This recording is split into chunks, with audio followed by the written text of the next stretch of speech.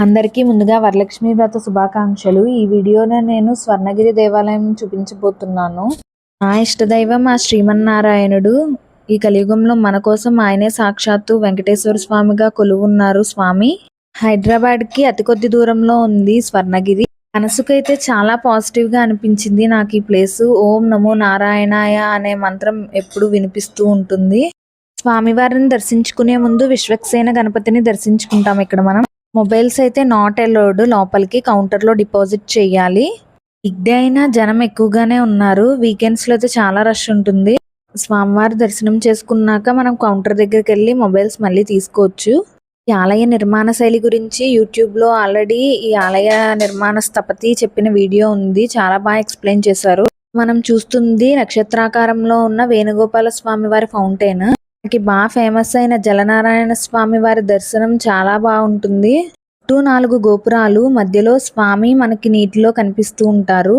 మండపం 2 అంతస్తుల్లో ఉంటుంది. కింద నుంచి చూడొచ్చు, పైనుంచి చూడొచ్చు. చాలా బాగా కనిపిస్తుంది. గాలి అయితే చక్కగా వీస్తుంది.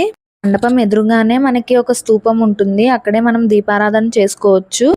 365 వత్తు కొనుగోలు చేసుకునైనా తెచ్చుకునైనా వెలిగించుకోవచ్చు. ఇక్కడ నుంచి మనం చూస్తుంటే మనకి భువనగిరి కోట కూడా కనిపిస్తుంది దూరంగా కొండపై నుండి.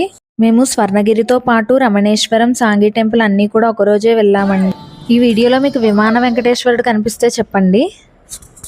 నేను ఈ రికార్డ్ చేసిన వీడియోలోనే చూశాను విమాన వెంకటేశ్వర స్వామిని. ఇక్కడ మనకి బాలి ఆర్కిటెక్చర్ స్టైల్లో గరుడ అల్వార్ కనిపిస్తారు. మనకి ఇక్కడ ఆంజనేయ స్వామి వారు అంజలి ముద్రలో కనిపిస్తారు. ఇక్కడే మనకి శ్రీవారి ముడుపుల కౌంటర్ కూడా ఉంటుంది, మనం ముడుపులు కట్టడానికి. అండ్ ఇక్కడ తులాభారం ఫెసిలిటీ కూడా ఉందండి. ఇక్కడ మనకి పెద్ద గంటా మండపం ఉంది. ప్రజెంట్ అయితే ఇది ఆపరేషన్లో లేదు. విశ్రాంతి భవనాలు కూడా ఉన్నాయండి. ఇక్కడ అన్నప్రసాదం ఫెసిలిటీ కూడా ఉందండి. దూరం నుంచి వచ్చే వాళ్ళు వినియోగించుకోవచ్చు. స్వామివారి ప్రసాదం చాలా ప్రదేశం నుండి మనం చూస్తే మంచి వ్యూ కనపడుతుంది. మనకి ట్రైన్ వెళ్ళడం కనపడుతుంది కదా, మనం విజయవాడ వెళ్ళే రూట్లో నుంచి దేవస్థానం కనపడుతుంది మనకి. చాలా బాగుంటుంది వ్యూ చూడడానికి. నేను స్వర్ణగిరీశుడు గుర్తుగా ఈ చిన్న విగ్రహాన్ని తీసుకున్నాను. ఇక్కడ భాగవత కథల పుస్తకం ఉంటే అది కూడా తీసుకున్నా అండి. అంతేనండి ఈ వీడియో. వెళ్ళే వాళ్ళు దేవస్థానం టైమింగ్స్ అన్నీ చూసుకుని వెళ్ళండి. మీకు కూడా ఆ స్వర్ణగిరీశుడి దర్శన భాగ్యం కలగాలని కోరుకుంటున్నాను.